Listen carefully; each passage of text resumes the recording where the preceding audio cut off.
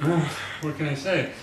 You know, I've just been back in New York. I guess I've traveled a little bit. You know, Asia.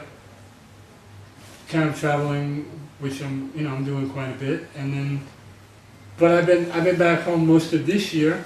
You know, working on some upcoming projects.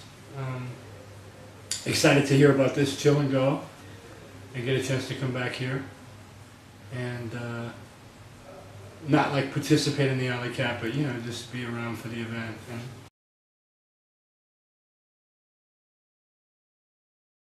tomorrow I'm going to be working on a bus with DeFlo. We're going to paint this bus that's nearby, and that will lead up to tomorrow evening. There's an exhibition at the Vice Gallery with some photos that I've taken, some of which are cycling related, so that's kind of like a little bridge to the event.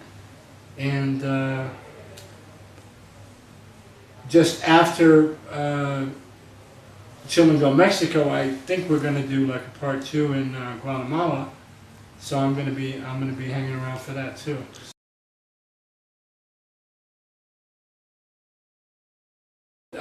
This is what I've heard. I wasn't able to go to London for that, but I know James is excited to, you know, get a chance to maybe show his collection and the history of Mowax as it relates to, you know, the artists who contributed.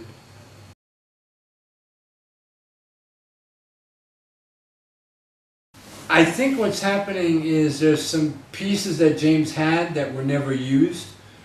So it's not like, oh yeah, we've seen that painting or we know that artwork. At the same time, we're going to be able to see the paintings that we maybe only saw on album covers as well. So for those people who are going to be at the exhibition, they'll see the actual work.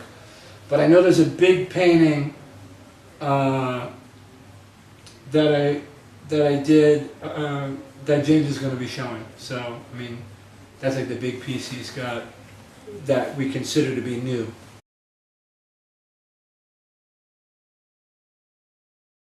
No, I mean, you know, that project was very incredible.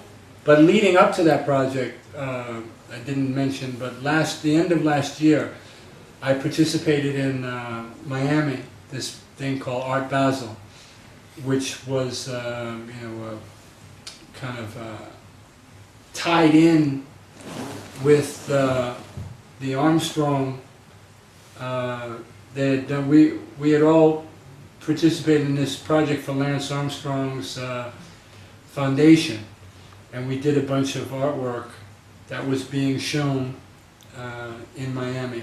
Simultaneous, there was a project called Wynwood Walls that was myself, Os Gemios, Nunca, Shepard Fairey, Lady Aiko, Faketis brothers from Greece, Kenny Scharf, and another guy who I can't remember. But there was a bunch of walls, and I was working right next to Os Gemios. And I've known them since 2000. I met them in Sydney at an event in Australia. And back then, when I first met them, we talked about, oh man, one day it would be great to do something, you know. They said to me. And we'd met in Germany. I'd seen them in different things over the last 10 years. In Miami, when we were working on our walls, they did their wall, I did my wall. They were like, yo, we have this thing in New York we want you to be a part of. And I didn't know how big the scale was going to be. You know, I figured, okay, you know, something maybe like this, you know, 20 feet, you know, 7 meters, whatever, nothing crazy. And they were like, no, this is a big project. And so I'm very grateful that they came to New York, work on something so amazing, and then asked me to join them. You know, I mean, it was their project, and they asked for my involvement. So, you know, that was great. You know, and I would have never done something like that on my own, or have the idea to even think about a wall like that. You know, so it was a great project, great collaboration. You know, of 2 different styles. And I mean, like the biggest thing I'd ever participated in. And you know, what's great about them, they told me their story, you know, how they began as like break dancers before they painted. They were like influenced by Beat Street and this kind of b-boy movies from the States. And because it's Brazil and it's dance, you know, that was the most easiest thing for them to sort of grab to. And then they began to see the graffiti books and how the evolution of their art came to be. Big respect to Barry McGee, Twist, who went down there and kind of like almost discovered them. It was a great story about Twist and them. So, yeah, I mean, after the Miami thing, I was thinking, wow, it's great to do public art, you know. And that Miami wall was the biggest thing I'd ever done physically in my life in terms of height and length and overall one piece. I mean, I'd never done anything that big. But this, and the scale of that was an education, you know, just going through making that work and finishing. The first day it looked to be so big. The last day it wasn't big at all, the scale. So after 1 week of working on it, I had kind of controlled the size in my head.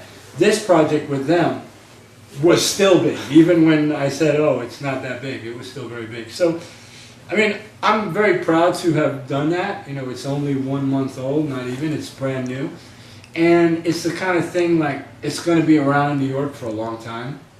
You know, it's just got that like, you can tell, you know, where it's located. It's in a school, you know, it's in Chelsea, which is considered the new like art area of New York. And so it's a great location, you know, great opportunity for me to do public art again, you know, which I have not really done, certainly not in New York, you know. So, but the famous wall on Houston Street we have in New York that the Twins did last year, and then Shepard Fairey did, and it got destroyed. You know, I hear it's going to be Barry McGee is going to do that wall again, and then maybe in summer of 2011, I'm going to get that Houston wall. So that would be good because, you know, then that, I mean, that's like the ideal wall, you know, to have in New York. It's legal, it's public, it's very visible, you know, and then they have a 4 month period of showing, so they can get 3 artists in a year. So yeah, I mean, I'm hoping this project will spin off into, you know, something that I can personally do myself on a bigger scale. Not something like that, but, you know, like maybe on a Miami scale.